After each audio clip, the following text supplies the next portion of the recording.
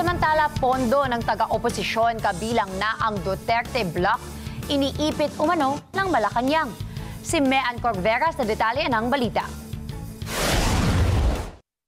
Iniipit umano ng Department of Budget and Management ang pondo para sa mga proyekto ng mga senador at mga kongresista ang kaalyado ng mga Duterte at nasa oposisyon. Ayon kay Senator Amy Marcos, naka-FLR o for later release na nangangahulugang hindi pinalalabas ang pondo. Sa kanyang impormasyon, umaabot sa 1.34 trillion pesos na bahagi ng pambansang budget ang naka-FLR. Sabi ni Marcos, ipinagkait ng Malacanang sa publiko ang mga proyekto na kailangan ng taong bayan at kailangan din para sa pagpapasigla ng ekonomiya.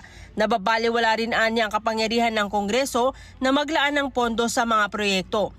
Meron tayong mahiwaga at highly controversial provision na dinadala from budget to budget. Ang kada GAA halos, na para lang yata ito nung panahon ni Presidente Duterte, hindi ko maalala. There was a time na nawala ito eh. Ito yung Section 71 na sinasabi may prohibition against impoundment. Kapag hindi na veto, lumusot naman siya bilang bahagi ng budget, wala nang pwedeng hintuin na pag-release, pwera lang pag nagkaroon ng unmanageable national budget deficit.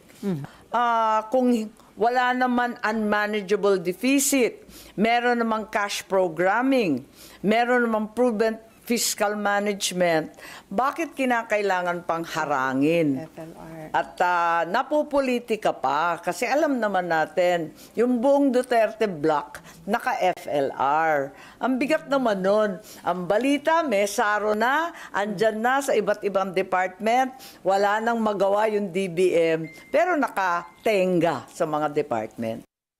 Umaasa naman ang senador na matutupad ang isinusulong ng Senado at Kamara na gawing transparent ang pagtalakay sa panukalang pambansang budget hanggang bicameral conference committee.